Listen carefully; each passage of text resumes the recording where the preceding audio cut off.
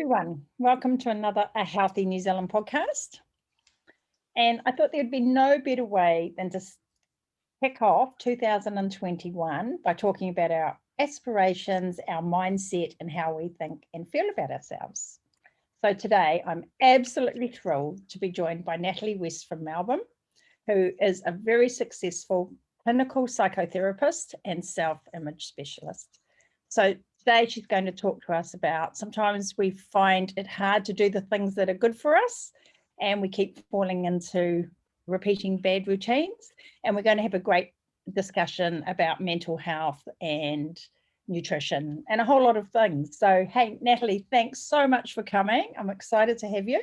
Hey, Susan, thank you so much. I'm really excited to be here.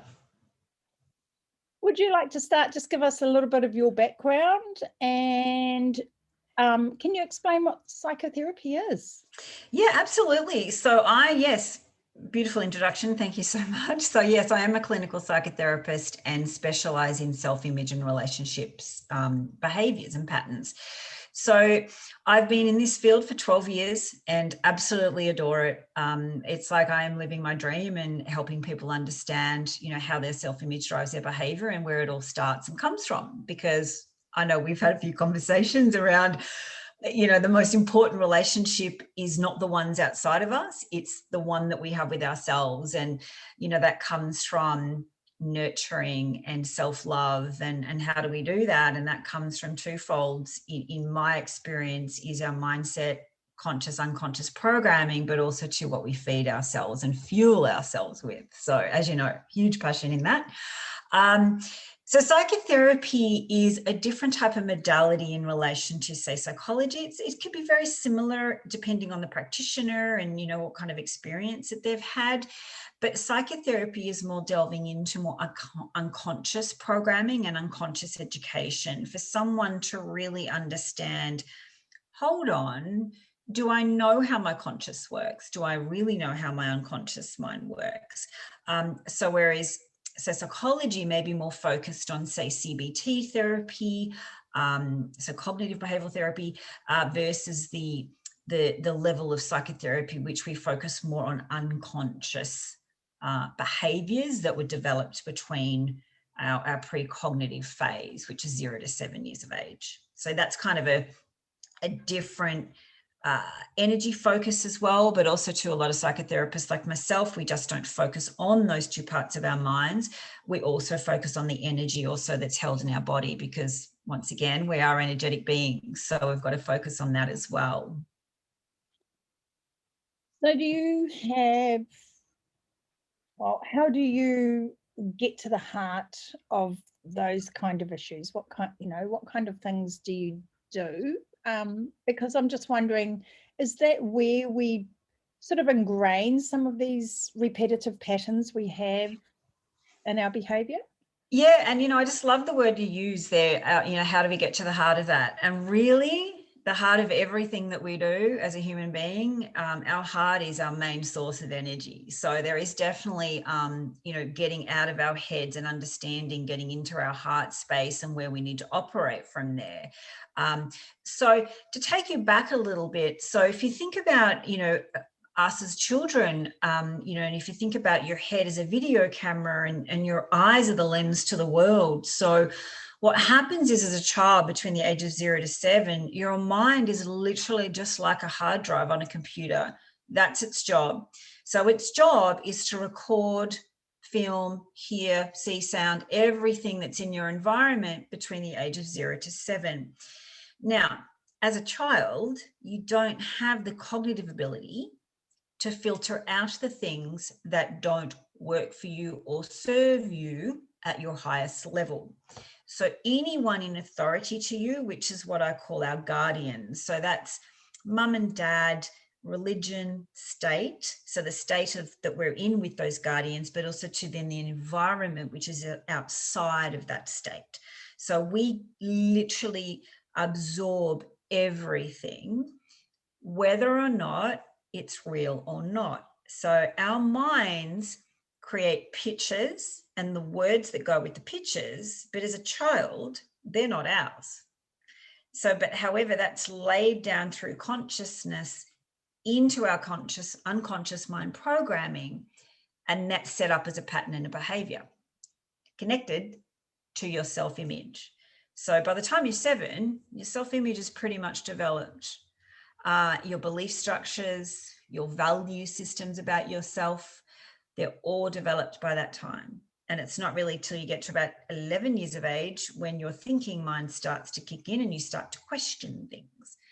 And I'm sure you've heard, we always hear this statement around when kids get to 12 or 13, they lose the plot or go off the rails. Yeah. What happens is, because we've had such, our self-image has been developed by our parents, effectively, or your caregivers, if you didn't grow up in that environment, you start to kind of see differently. You see the world, but consciousness now also butting against unconscious programming, which can cause what I call a self-image conflict. So that you feel like there's two parts of you going on inside yourself, like there's a positive part and then there's a negative part. But the crux of that, Susan, really comes back to, again, even if I ask your listeners to even think about the word relationship, where does your mind go? Generally, 90% of the time it goes external, because we're taught outside. Yeah. So even as I said that, I'm sure your mind went outside. So the biggest thing with that is we're taught to focus on external validation and external worth. We're not actually programmed to unconditionally love ourselves and validate ourselves and have the relationship with ourselves. That brings up quite a few questions. I was going to ask you, what are some of the common issues that you see? What are the common kinds of self-criticism and lack of validation that you see? But the other thought that I had, which has just slipped my mind, so maybe I'll let you answer that. It'll come back. It'll come back to me. It will. Well, a lot of the time people do reach out. There's quite a varying thing, but it all definitely comes back to underlying self-image conflict. So I'll have people for maybe anxiety, depression, that can be situational depression as well. So for example, a breakdown in a relationship. A lot of people say to me, and I'm sure you've heard this one too, I just keep doing the same things over and over and over again, and I just can't stop myself, especially when it comes to attracting the same type of people into my life. So for example, if you're in a relationship where you're attracting people that really don't serve you very well, and, you know, maybe they're really unhealthy relationships and energy that you're creating. So people are like, I'm a really intelligent person, but why do these people keep showing up like they're not good for me? So a lot of it is, again, everything I've just said is external, based on the relationship modeling that we have. So for example, if we go back a second, as you know, when I was talking before about what we see at home between 0 to 7. So the first relationship we see, Susan, is our parents. So if you have come from a domestic violence background or a very, what I'll put in inverted commas, unloving, so no touching, no hearing that you love each other, so your children don't hear that or feel that behavior, what happens is, to your unconscious, it sees that relationship as normal. That's what a relationship is. So what happens is, when you go out into the world, your external world is the mirror to your internal world. So when we hear people say, I keep attracting the same type of people, even though they look different, but their behaviors are the same, that's because the relationship modeling and patterning has come from 0 to 7. So that's literally what your mind deems as, this is what we do. So if you've come from a domestic violence background, and I'm sure you've experienced this too, is people find themselves in those relationships, even though they know that they're not healthy consciously. You know, why would you ever choose a partner that's going to do that to you? But seemingly they always show up. So the other thing with your unconscious, it doesn't think, it just reacts. It's the most reactive behavioral tool we have until we make our unconscious conscious. So your unconscious is 90% of what we do every day, and we're in autopilot mode every day. So when people reach out to me, immediately I will hear them talk about external things like chasing love, chasing relationships, chasing careers, purely to get that internal validation. So once again, it all comes back to self-image and how conflicted their self-image is. So yeah, did that answer your question? Yeah, it did. And it's, I mean, basically it's just that you stay in that familiar pattern, don't you? You know? You nailed it, 100%. And the thing is with our mind, like, you know, your listeners may even think or have heard, you know, that your mind is so complex. It really, really isn't. It literally is just about every client that I work with. Like, I've had clients that have been in all different types of modalities and therapies. And, you know, two main questions I ask people: do you know how your mind works? And tell me what you eat. And the most weirdest looks I get, like, what? Why are you asking me that? I've never been asked that before. Because unless you understand how you work, it doesn't matter how much you hear externally, the shifts must come internally to understand, hold on, I don't even know myself. I don't even know what my mind's doing. It just feels like it's out of control all the time. So it's getting back into deep connection with self. I can really relate to that. You know, at sort of 60, I, you know, had no kids left at home, no one at home, and I moved towns. And for the first time in the whole of my life, I didn't feel that I had to account to anybody externally to me. And it has been the most amazing, you know, last couple of years.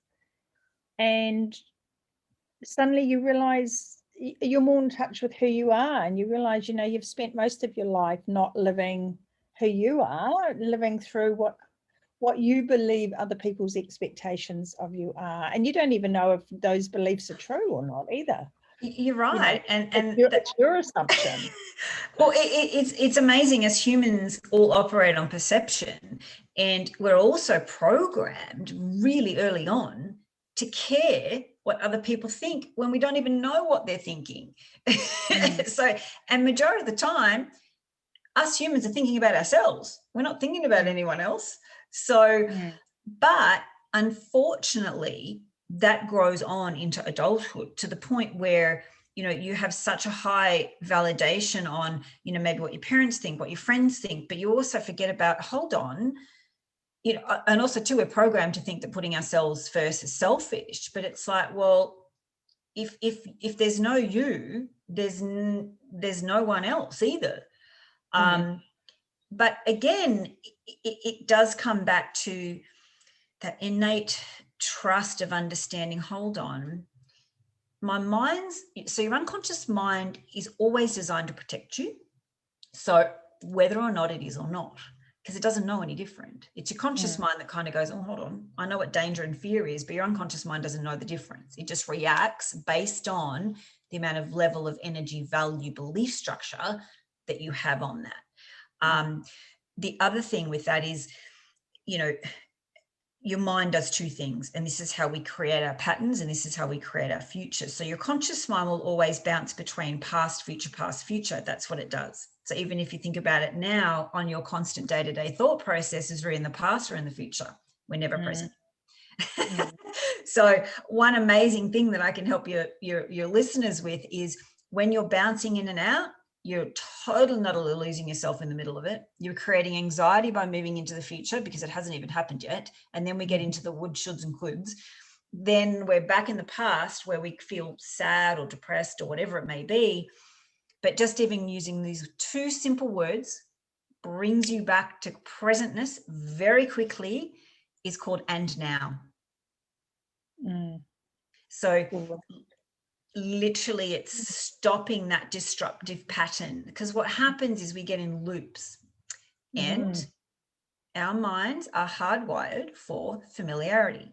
Like you said earlier, we get familiar, which is called comfort zone. However, if you think about connecting back to our anthropology days, we better be familiar and stay in that comfort zone, because if we step out of the tribe, what happens? We normally get eaten. Yeah. So we still innately have that flight or flight response in us. So your mind's job, as I said earlier, is to protect you in familiarity. So what I do with my people that I work with, I take one foot out of familiarity into unfamiliarity. We don't jump out too much, because that's a little bit too much for the mind and your body. So we just start to balance out and go, hold on, I'm not going to die if I put one foot out into unfamiliarity. That's where our growth is. That's where our power is. Yeah. Fabulous. Thank you. So my next question is about our self-talk then. So, we can probably all relate to negative self-talk about in some way or about something. And a lot of the women I work with have really negative self-talk about their body image. So, they say things like, I hate how I look, I have so many women come and tell me, I'm just disgusted by how I look. I just hate it. I don't know what to do about it. And what it feels like to me is that the way that we have managed this kind of thing up until now, or the skill set that we've been taught, are things like go big or go home. We'll just do it. Just change your diet. How hard can it be? Just change your diet. Just go and do an exercise program. And I see women come to me and they say, well, I want you to tell me what to eat. All I need you to do is just tell me what I need to eat, and I'll do it. And of course they don't and they can't, which I'll get you to explain why. Yeah. But then they also do things like enroll in running a marathon or some huge physical pressure, again, for this external motivation. And it feels like, as long as you're looking at yourself in the mirror and hating what you see, that's not going to work. But then the other question comes back to, if you do look in the mirror and you are really overweight and you do have health problems, what are you going to do about it? And it's that thing from, we don't want to fat shame. We're all different. We're all different sizes. We can be healthy at different weights and different physical abilities. So how do we find the balance between those two things? That's the tricky bit. And this is, I love this, because this is, I'm so passionate about this in relation to, again, if we step back a bit, especially with women, because even if we use the word, say, even now, when I used the word relationship before, where your mind goes, it's the same with diet. So if you said diet to a woman or diet to a man, there's going to be two totally different responses. So mainly with women, we have a diet energy. This is where we learn to diet between 0 to 7 and 7 to 11, because generally most of our mums were on a diet most of their lives. And in our generation, like I'm 49 this year, so I'd seen my mum diet a lot. So if you're thinking about people our age, that's pretty much the mentality. So now with social media, Instagram and everything, it's like that, when I wrote in that article, it's just about, we have this programming around how to get into your skinny jeans and, let's do this diet for a 6-pack. But what happens is it comes back again to the way we are programmed around the word diet and self-image and mental health and value. So even with the word diet, that's an external validation. If we think about a mirror, a diet means, well, then I'll lose weight, I'll look great, I'll have a great body. So the amount of value that is put on that from an unconscious repetitive pattern, because if you keep doing it, you keep conditioning yourself. The mind does two things. It works off the pictures that you create in your mind, because that's how we're programmed. We absorb image, but we also create it from the inside out. The other thing that gets attached to that is words. Words are very powerful. Your mind will do exactly what you tell it to do, because it's like, okay, well, if you hate yourself, even think about the energy behind that word. It's hate, it's constrictive, it keeps you stuck, and it keeps you in, and this is going to sound quite strange, it keeps you in a familiar pattern, because a lot of people don't know who they are without those dialogue and without that word. So that's the other thing. It's like, again, mental health from a point of that always should be a high value. 100%. We should have a belief structure. My mental health and my physical health, as in internal organ health, must come first. Because we need to be programmed that way, but honestly, 99% of the population are not. So we have this programming value on diet culture to look a certain way and to be accepted.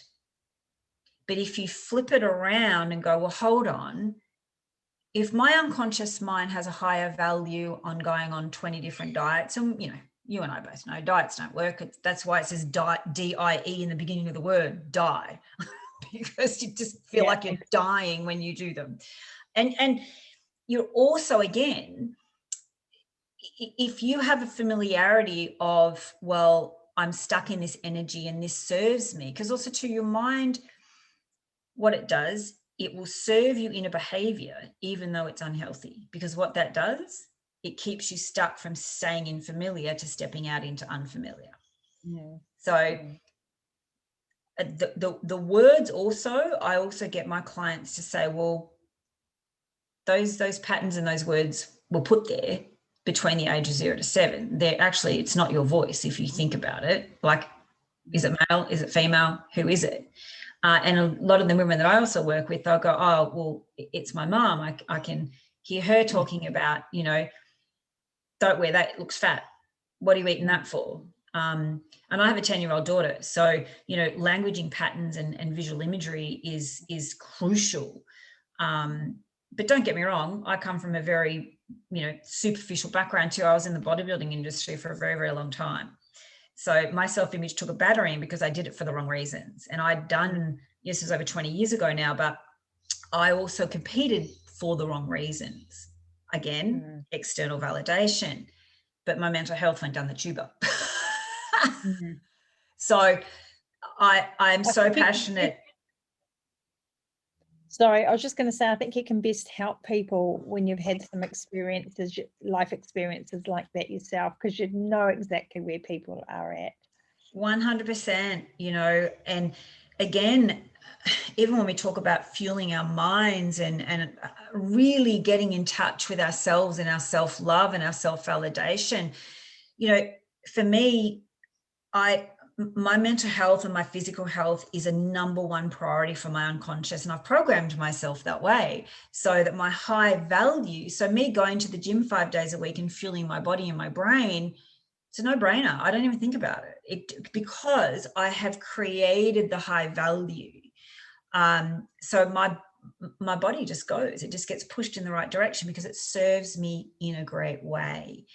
But with your clients, when you hear about that negative connotation, we've got to go, okay, how does it serve you? I know it sounds like a strange question, but it's a very interesting topic for them to really deep dive into and go, well, hold on, how are these words keeping you stuck? What is it stopping you from doing? And I often talk to my clients about the fact that you're not going to be able to nourish yourself when you come from a place of contempt and self-hatred. nourishing can only come from a place of loving yourself. And so even though you may be going through the motions of doing a diet, I think your energy doesn't want to be there, and your mind doesn't want to be there, and your body doesn't want to be there. So you're just in this absolute constant conflict with yourself all the time. Yeah. And you think that the people who aren't in that conflict have a ton of willpower, but it's not because they have that willpower. It's because it's just what you said. They have the story about themselves that I'm someone who eats well and goes to the gym and nourishes myself and does what I need to take care of myself. Yeah, absolutely. And there was just something really just popped into my head that was really crucial with what you were talking about. It'll come back to me. It was about, oh yes, around, you know, that the energy of when we're going to go on a diet. So the other thing that your mind also does, so the minute that you say don't, your mind removes the word don't out of the sentence. So it's like as a child. So if you say don't touch that, what happens? The child touches it, and you're like, I just said don't touch it. And you kind of look at the child and go, are you not listening to me? And you're like, no, the mind's listening, because the word don't gets deleted. Because what does it mean? There's no. So it's the same with a diet. I'm going to go on a diet. Now, all of a sudden what happens is, because you've reconditioned yourself for the 5 diets you've done before, but the anchor in that is your self-image, because you're externalizing the diet to change you. That doesn't work. You've got to go inside out, not outside in. But the minute that you say, can't eat that, don't eat that Tim Tam, and what happens to your mind? All you can think about is the Tim Tam. So it's like saying, don't think of a pink elephant. You think of a pink elephant. Your mind's very simple, but your languaging is the power that drives it. But most humans have not been programmed to have that high level of self-value that has the conscious awareness, but also has the unconscious programming with the energy that pushes it for you to serve you at your highest level. Really fascinating. I mean, one of the contradictions that I often see is that so many of the people I work with are so talented, you know, they're creative, or they're, you know, really intelligent. They produce, you know, make a wonderful contribution to the world and their work, or their, you know, their family life, or art or music. And it feels like they're really in connection with that side of themselves. But then when you come to taking care of nourishing yourself with food and nourishing yourself with some exercise and, you know, recovery and restoration, suddenly there's a big disconnect there. And it comes back to, again, our food programming and our marketing, the way that our eyes and our ears and, you know, some beautiful NLP processes that have been used in marketing. So food and exercise typically is used as punishment. So it's like food is a restriction. So most people will be programmed with that diet culture of, well, food is restrictive, so I have to, you know, not restrict myself from that. There's a lot of different areas in that, but mainly it's around, well, food's bad, and well, there is good food and bad food. But it comes back to exercise is being used as a punishment for what you've eaten. So for example, like if you're a calorie counter, and trust me, I've been there, did that for many years, like would count my calories and my macros, and thank God I don't do that anymore, like honestly, because you don't need it as a human, as you and I know. But again, I had like an 18-year-old girl here, you know, she's literally counting her calories every day and exercising to punish herself, because she's like, oh, I went over my calories. So this is once she's 18, and that is the culture. But even women, you know, in our generation, it's still there. That is still an element of programming. Can you get rid of that? 100%.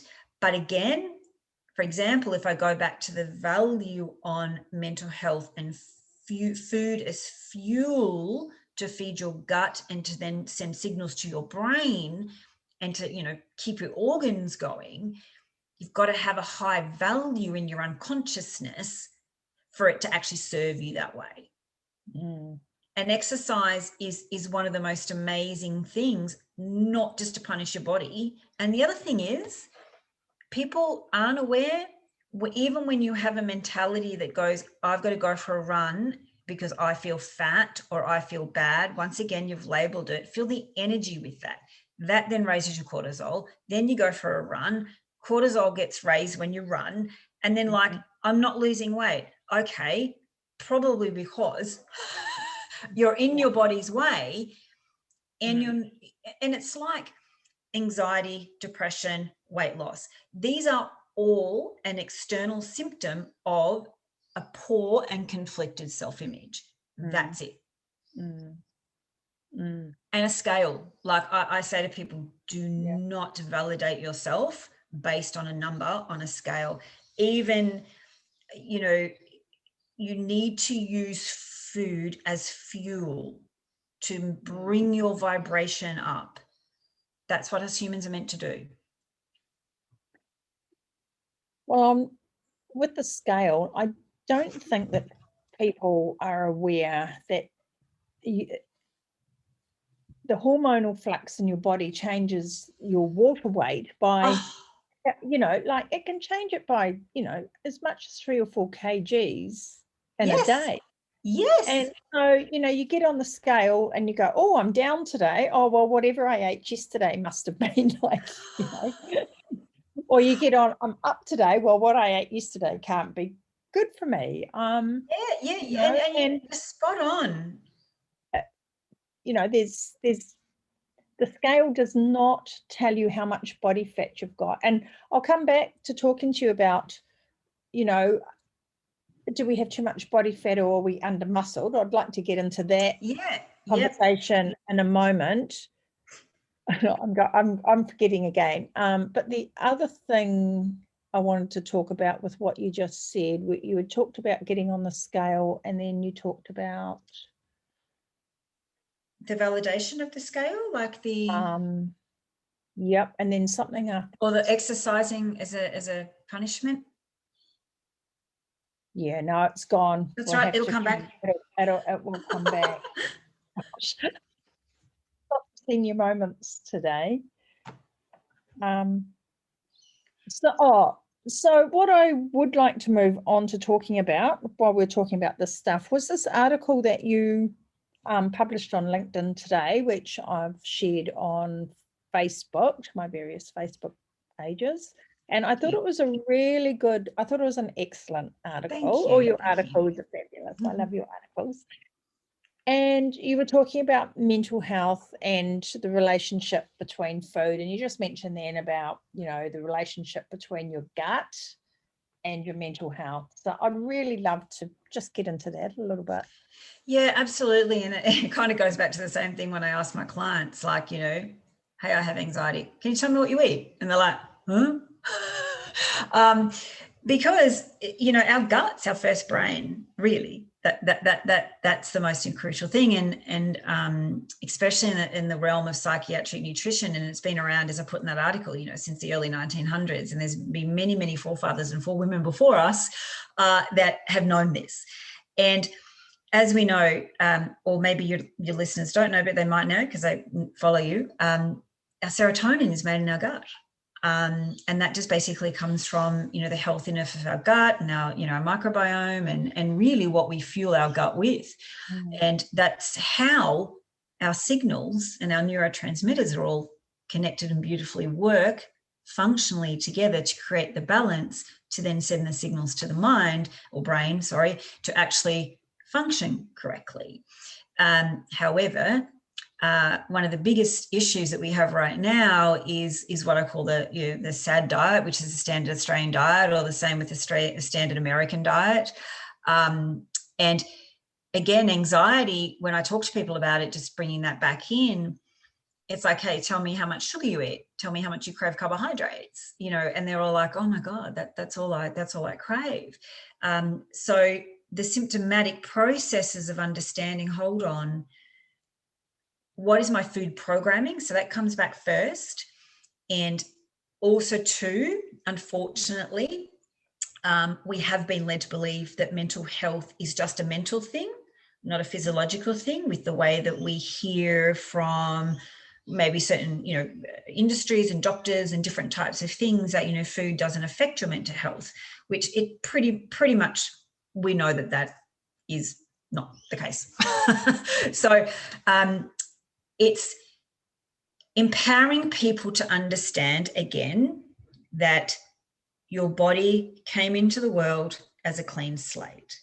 So the minute that we are born, all the cells and everything that we are born with, we get through breast milk or through formula, whatever choice that is at that time. But then we get introduced to foods that then will also create the synapses of, hold on, what is my internal system doing? So, you know, I know I put a probably funny thing at the end of that article saying that if you're going to treat your body like a garbage tip, it's pretty much going to respond the same way. I give you a bit of my background. I've always used food as a fuel. I've never seen it as a comfort food or a comfort source. So I also say to people too, like, you know, you hear like, oh, what about all those comfort foods? It's like, well, food should never, ever be a comfort. That's if you need a hug or you need someone else to give you that, that's what you need. You don't need food to fuel that. But again, when I use the word food, it really depends on what that means to people. So cereal or Cocoa Pops for breakfast is not food. That reminded me of my earlier question, which was Awesome. about food as a fuel, because I've been the same Yes. pretty much all my life, and I don't really care that much about food. Which doesn't mean to say I don't enjoy nice food, but I don't care that much about food. And a lot of my friends and family and clients all say to me, well, you know, you're a bit weird and different, because most of us have this real social connection with food, and food is way more than fuel. Food is about emotion and connecting with people. And you know, I have friends and clients who are just constantly looking at new recipes, and friends who send, you know, I'm just like, you realize it's completely wasted on me. I'm the same, Susan. I'm like, I'm sure I could fill my time and my brain space with lots of other things. Yeah. So what's your thoughts about this relationship between food and family and friends and gathering and celebration, and, you know, yeah, how do you explain that to people, and what is the connection about that? Again, it comes back to that cultural programming. You know, it's those really early ages of what you see food being used as. So, for example, like I've got, you know, friends in the Greek community and in the Italian community, and you know, they're constantly being fed because that in their culture is a sign of love and nurturing. But you know, if I look at them, they're actually metabolically very, very, very unhealthy. Because and if I was to say, you know, like borderlining probably type 2 diabetes and on the level of obesity. But it again comes back to the value base that they have in that familiarity of connection. So if you have a family unit that has been conditioned to use food as a connective tool to be with each other, the minute that you step out of that and go, hold on, it should just be me that you're connecting with. If I don't want to eat something, then that should not be put forward to me as that I'm weird or strange, or, you know, if I go out and order a big ribeye and that's all I eat with a load of butter on it, that shouldn't offend someone or trigger someone. You will find in those cultures and in that mentality you're explaining about is people get triggered by how you choose to fuel your body. But again, it just comes back to going, well, is eating that way serving me? Because, you know, we only have one set of organs. We just can't go to the organ shop and get some when our pancreas has stopped working because we've just loaded our bodies up with sugar consistently all of our lives. It all comes back to programming. It's cultural food programming, using food as connection. And I think there's a couple of things to delve into there as well.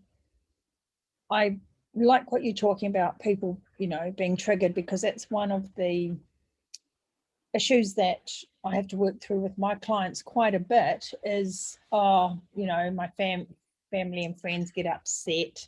And I can remember right back in the start of my career, and one of my first clients decided to, you know, improve her eating. And the first thing that happened was all her friends started turning up with cakes and cookies. And she's like, why are they sabotaging me? So, you know, there's that aspect of it.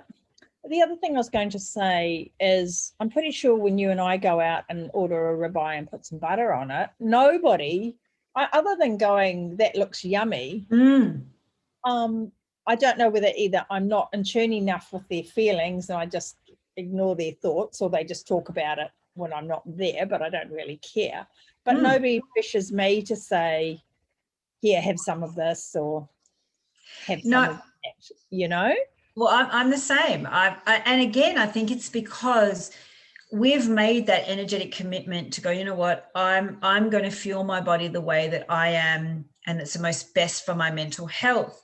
So, you know, if I go to a friend's place and they have some cakes and biscuits or whatever, no one forces them on me, because they also know, like, I have such a high value, they know not to do it.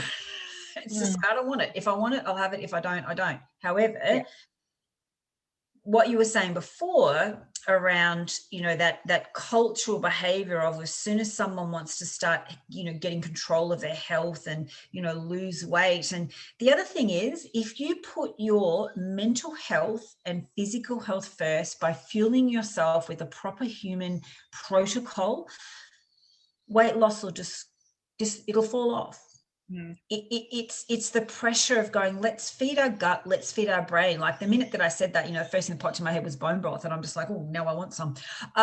But it's the commitment for people to go, hold on, if she's doing that and I feel fat and I feel bad, what it does, it creates a mirror trigger for that person, because it's like, well, I feel like I'm not going to fit in, or what happens if she loses weight and I don't.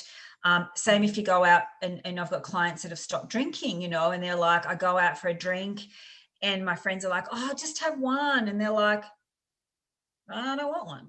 But I'm just, you know, teaching my clients to go, look, that's their trigger. It has nothing to do with you. That person has an opportunity to go, you know what? I really admire what that person is doing. Maybe I really need to look at, you know, what alcohol or what feeding myself with, you know, a donut for breakfast is really doing for my mental health, because it doesn't. None of that helps it at all.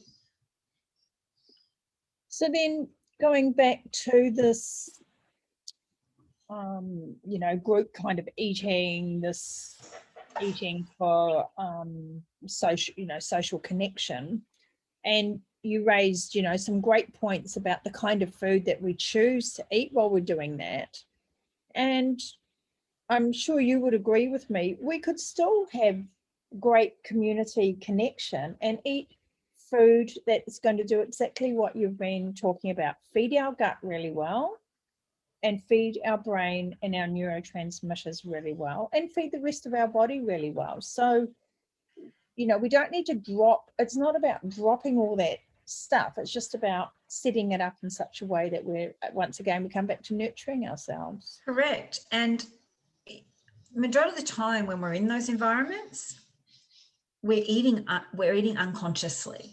And it's the same with drinking. You drink unconsciously. So I have a like a little process there where I help people understand where their consciousness is versus their unconsciousness, especially in a group setting, if out with friends and they've chosen to put their mental health and their physical health first with using food as a fuel to get those neurotransmitters functioning correctly, is the minute that you go from consciousness going, you know what, I'm going to have this beautiful, piece of meat or whatever it is, the minute you stop tasting it and you stop feeling that sensation, you've gone into unconscious eating. So then when you've gone into unconscious eating, you're eating every single thing on the plate or you're eating every single thing on the table. You're not tasting it. You're talking to people. You're not actually conscious of what you're doing. You're just doing it because your mind is conditioned to go, well, if someone else is eating the cheese or the biscuits, I'll do that too.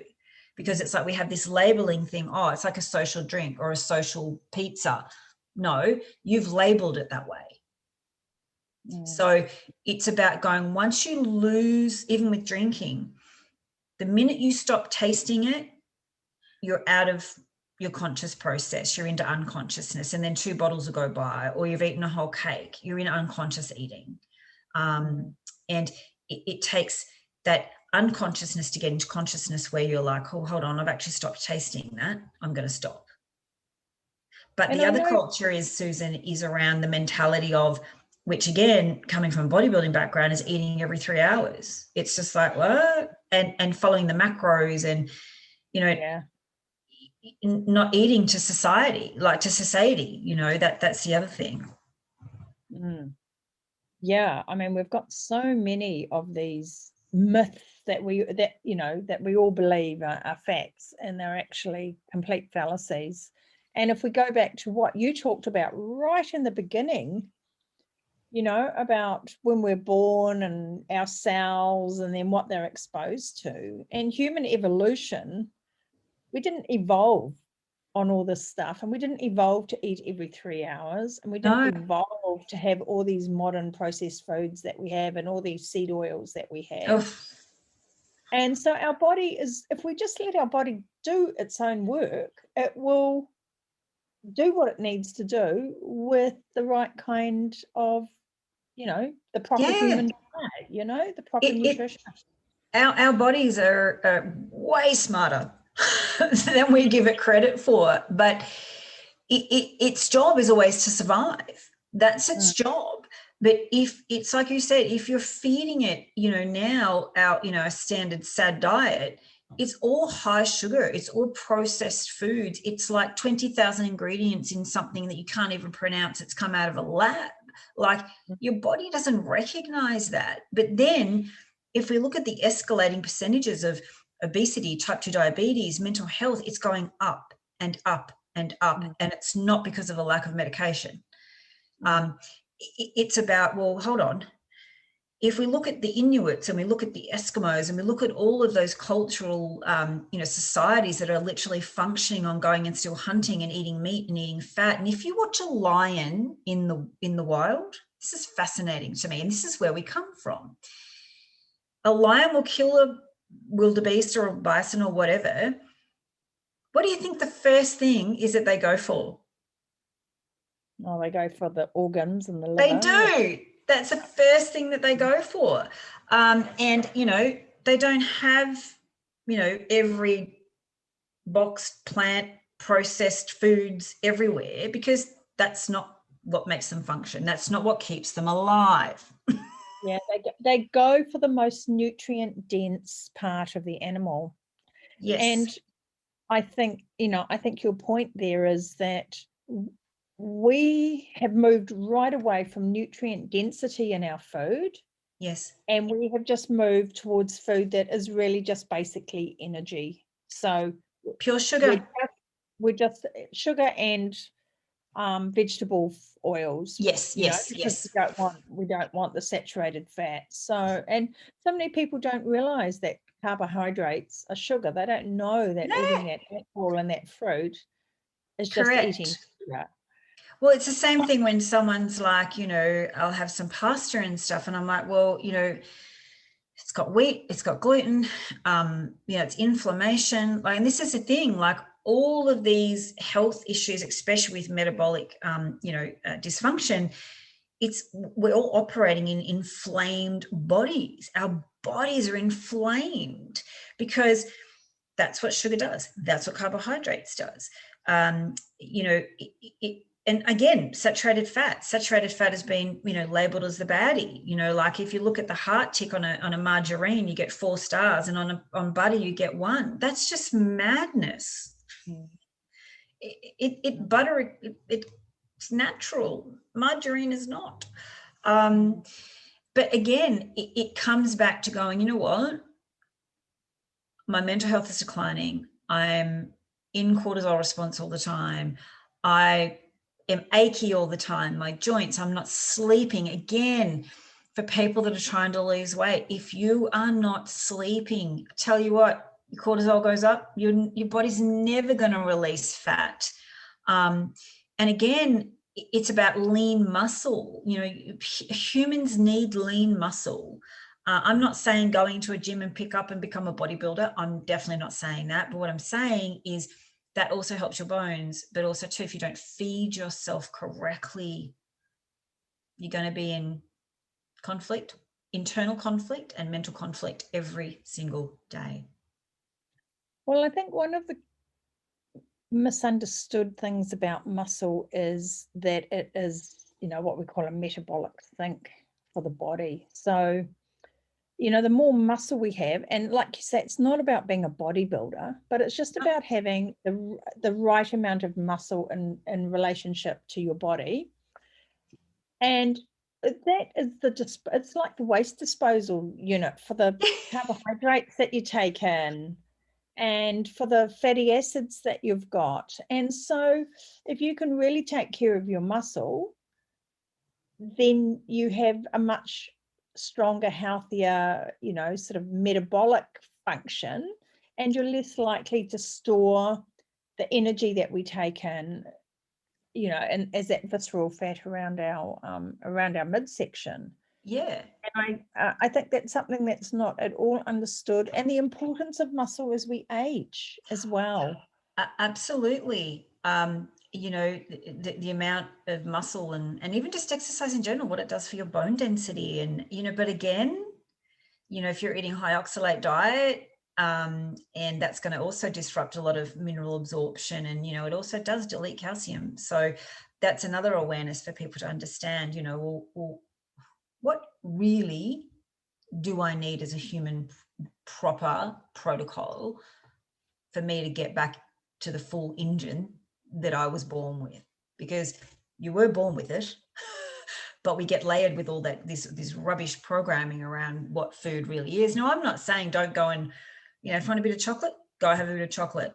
But in a lot of other communities, as you know, in relation to food and fuel, you know, we use this word called cheat, like I'm going to have a cheat day, or I fell off the wagon. Like, again, you're creating a negative that says that you've done something wrong.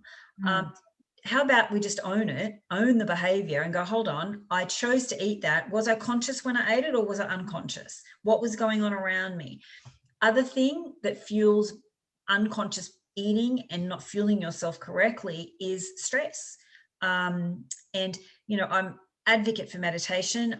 It's the most powerful thing people need to put into their life, especially if they're trying to get back in alignment with their body and their stress levels and cortisol. And again, exercise. We have these amazing, you know, endorphins. We have them. They're free. Go use them. Yeah, it's absolutely amazing. And you know, one of the other things, Susan, is I think people are so disempowered right now when it comes to this diet, this food, it's very simple when you get back to where did we come from? Where's our anthropology? We are humans, you know, it is very simple, but we've got to get out of that mismatch of dialogue of, oh, I need to have a balanced diet, or I need to eat all the colors on my plate. Like, no, that was a beautiful marketing campaign from someone. But humans really don't know how amazing they can feel. Get it right, and you will just be like feeling like a super person. Yeah. And that's all about getting your nutrients right And Yes. that is a beautiful segue into, I think, my and your almost favourite topic, which is talking about protein, because we can talk about, we're the protein girls, we can talk about protein all day long. I The dream about benefits of protein, Susan. protein, why we should be eating protein, and why we must, or I shouldn't say must, because people have a right to do what they want, but why animal protein is the best choice for your health. Shall we go there to finish up? You know, I love talking about this. We could probably spend another hour just talking about protein. Look, beef, you know, I'm going to go to beef first. Obviously, all animal products are amazing, but beef is literally the superhuman food in its most beautiful alignment of amino acids. You know, there's 9 in meat, and they are just in perfect proportion to exactly what we need. Now, isn't that funny? Exactly what we need. But the other thing is, this is where I guess the lack of those amino acids that then convert, you know, like your tryptophan and the L-carnitine and all those kind of things. But guess what? It also doesn't raise your blood sugar. Yeah. So protein, I think people think of protein as being an energy source the same way as carbs and fat are, but protein is not an energy source for the body. It's a building block for the body. It absolutely and just is. like you said, you know, all those neurotransmitters, which are what you're working with every day, and that's your specialty, are built by those amino acids, those essential amino acids you just talked about that come from the protein. Yes. And, you know, the way our blood-brain barrier works and things like that, we've got to be really, really careful that we have enough of those precursors in our food to get into the brain to actually stimulate the production of those neurotransmitters. And they are made up of amino acids, and all the hormones in our body are made up of amino acids. And people are talking about hormone replacement therapy and, you know, all these strategies to improve their hormones. And if they just would get their nutrients right. Correct. The body's a chemical factory. Yes. Put the nutrients in, it will then produce what you need. Yeah. And then maybe you can supplement, you know, if you need to, a few things. But ideally, you want to give it a chance to do the work itself. Anyway, absolutely. It is. And well, you know, glutathione, like that is just like the most amazing antioxidant that you need. And as you know, like when you have a high protein diet and you start doing that and you let your body balance, and it takes a while, you know, I found myself when I first started, you know, I'm a carnivore and you know that, you know, it took me 30 days to kind of transition that process. But, you know, you just cannot explain the shift that you have mentally, and even experiencing myself dealing with, you know, mental health and physical health. It is beyond trying to find a word to understand how that feels vibrationally inside. Your vibration goes up, you become grounded, you are giving yourself all of those antioxidants that are then being utilized in your body. And guess what? Your body goes, oh, I recognize that. I know what to do with it, versus putting in something that's got phenylalanine in it and aspartame and all of these chemical structures that your body's like, I don't even know what that is. You know, and the thing is trying to replicate what you get from nature in relation to protein. You can't replicate that in a factory. You can't replicate that in that beautiful package. Literally, it's like a gift. Like, and I'm all for what you just said around, you know, people have a choice of what they want to consume. However, if you are constantly in a mental health battle and your body is overweight and you know that you feel bad and you know that you're getting sicker and sicker, and whatever path you go to choose, whether it's high protein or whatever, you have the right to do that, to heal your body. And the amount of people that I see, and you know yourself, Susan, that transfer into a high protein, and even, you know, I'm a zero carb girl. Like I don't do plants and I don't do carbohydrates. And coming from a background of bodybuilding, eating every 3 hours and becoming insulin resistant, and having the most amazing bloods now compared to ever in my life. It's just proof in the pudding that us humans need this proper protocol. And this is my passion. This is my movement. This helps people's mental health. I have seen a 14-year-old who was not eating, who I said, you know, just eat some steak for me. Put a bit of butter on it. Amazing in 30 days. What's happened for her. Just her skin, her vibration, just her energy. And again, fat doesn't make you fat, people.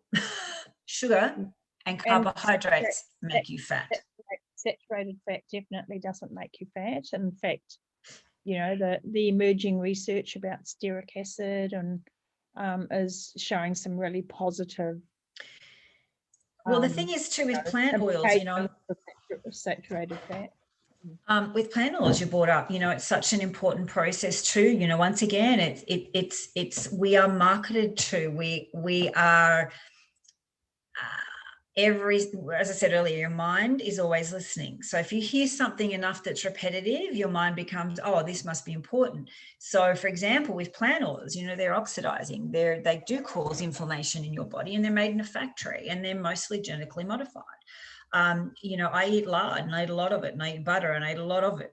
And I just, I think the education process for people to start understanding, you know, just open your eyes, because you can't have an open mind if you don't open your eyes and open your heart to go, hold on, what I'm doing is not working.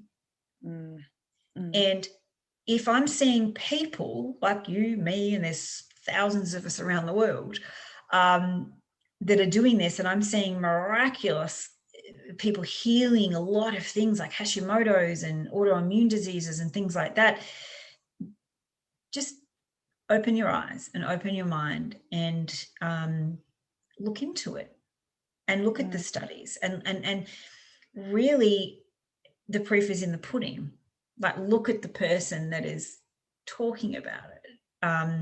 That's the big thing. Yeah. I want to say something about the saturated fat, because why would we not eat fat that had all the fat soluble vitamins A, D, E, K? K, I know. Why would we choose a processed factory made oil that may have some vitamin E in it, and then we have to go and buy some synthetic supplements? Yes, to get that A, D, E, and K. You know, that's correct. It's the same thing with, you know, the vitamin B profile, you know, vitamin B12 and B1. You know, you can't replicate that in a supplement in the beautiful way that it is in protein. You just can't. And it's expensive. And, you know, we have this, I think Australia is similar to New Zealand. We have this really strong vegan movement. We have this really anti-farming, anti-animal agricultural movement because of, you know, carbon and the environment. And, you know, we won't get into talking about that today, but I think both of us would say that people need to go and look into that a lot more carefully, because 100%.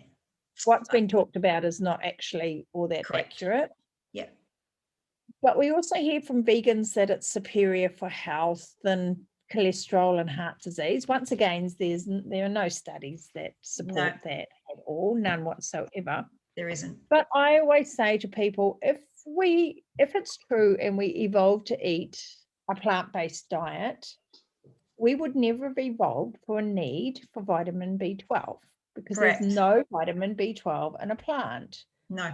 And 100% we right. have this need for B12. So that means that we must have to eat animal foods, which is where we get our B12 from. And Yes. plants may be able to supplement us and may have been great survival foods during food shortages, a great alternate taste, you know, but all around the world, humans evolved to eat animal foods. And I think you agree with me. 100%. And, you know, I really also stress your point, you know, when people really need to look at what they're hearing around, you know, climate change with the cows and the methane and things like that. It just is not supported, and it's been debunked many, many times. And secondly, I've known people myself that have gone from very, you know, vegan-based diets back to pretty much keto carnivore diets because it just did not serve them at all.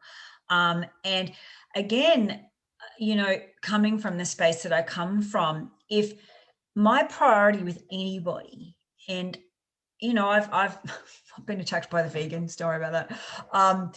But I'll always come back to the same thing.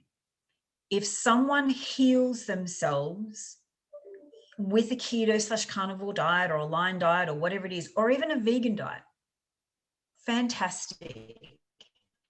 If they're healed their mental health, whatever it may be, and if that's triggered you in relation to someone wanting to do a carnivore protocol, celebrate that person. Don't attack the person, because until you are in someone else's shoes and you experience what you know, Hashimoto's is, or inflammation or anything like that, or even a mental health issue, if someone's healed themselves with a protocol of carnivorism, let them, because you're not in their shoes. You don't walk around every day feeling like they used to feel. And just get on with your own protocol. Great bit of advice. This has been absolutely fantastic, Natalie. I'd love to do this again with you sometime. I'd love to. I love talking to you. Yeah, it would be great to get a bunch of questions from people, and then Yeah, you know, maybe do a Q&A or something like that. I think that would be fantastic. love that. Would you, before we go, would you tell people where they can find you? Because you work online as well, don't you? Not just in clinical practice? I absolutely do. So I have clients all around the world. So I do Zoom, and I do, so I am based in Melbourne. So you can find me on my website, which is Natalie E West, so Natalie with 2 E's, west.com, and also social media, so natalie.e.west. And obviously through Susan and LinkedIn, and you can find me there. And we'll put up links to your website and all your social media pages so that people can find you. Thank you. And Yeah. I have posted some of your articles on my Facebook pages, and I posted that recent one this morning. So that was fantastic. So, well, this has been awesome, and I think people will get a lot from this. And I think they'll look at you and just the health and vitality and beauty that you present, and the joy. And think, I want a bit of that. And you know, I hope people will either get in touch or take on board, you know, a lot of what you've been talking about today. So I really appreciate it. Thank you. I appreciate it. Thank you so much. It's been amazing. Fantastic. We'll talk again soon.